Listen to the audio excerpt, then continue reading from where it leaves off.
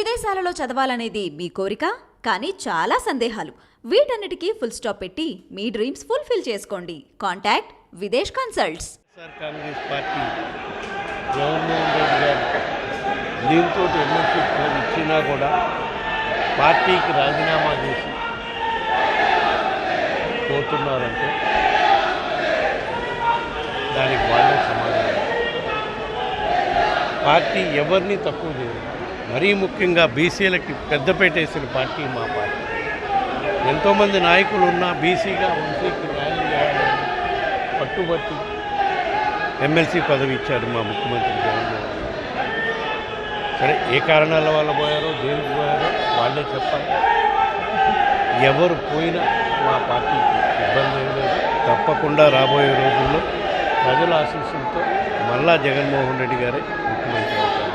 ఈ పవన్ కళ్యాణ్ గారు, చంద్రబాబు నాయుడు గారు ఎన్ని మాటలు చెప్పినా, ఎన్ని ఇవి చేసినా కూడా కుతంత్రాలు చేసి మా నాయకుడికి, మా ప్రభుత్వానికి తిరిగి గౌరవ ముఖ్యమంత్రి జగన్మోహన్ రెడ్డి గారు అమలు చేస్తున్న సంక్షేమ పథకాలు, అభివృద్ధి కార్యక్రమాలు రాబోయే రోజుల్లో మాకు మళ్ళీ ప్రజలు ఆశీర్వదిస్తారు. ఈ 11 మంది ఇన్ఛార్జీలు, కొత్త ఇన్ఛార్జీలు పెట్టాను.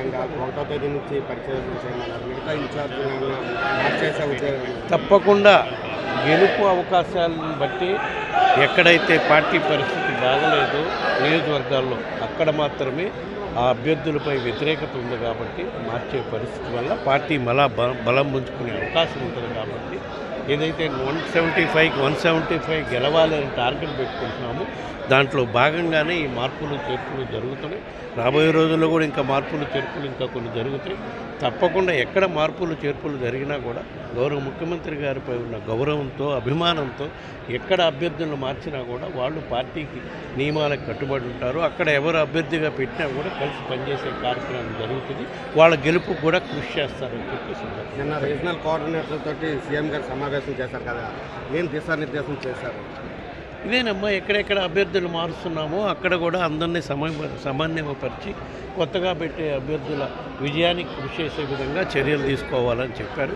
ఏ విధంగా అయితే బస్సు యాత్రల కార్యక్రమాలు జరుగుతున్నాయో అవి కూడా సక్రమంగా జరిగేటట్టు జనవరి ఎండింగ్ కల్లా బస్సు యాత్రలు ముగింపు దిశగా చర్యలు తీసుకున్నామనే కార్యక్రమం జరిగింది.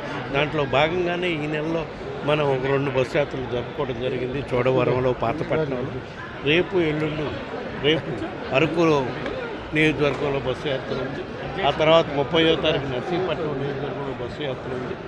అదేవిధంగా నెక్స్ట్ మంత్ కూడా సుమారుగా ఒక 7 నియోజకవర్గాల్లో జనవరి ఎండింగ్ లోపల బస్సు యాత్ర చేసి మన ఉత్తరాంధ్ర జిల్లాలో టోటల్ బస్సు యాత్రలు ముగించే కార్యక్రమం జనవరి ఎండింగ్ లోపల చేయాలని చెప్పి గౌరవ ముఖ్యమంత్రి గారు దశ నిర్దేశించారు.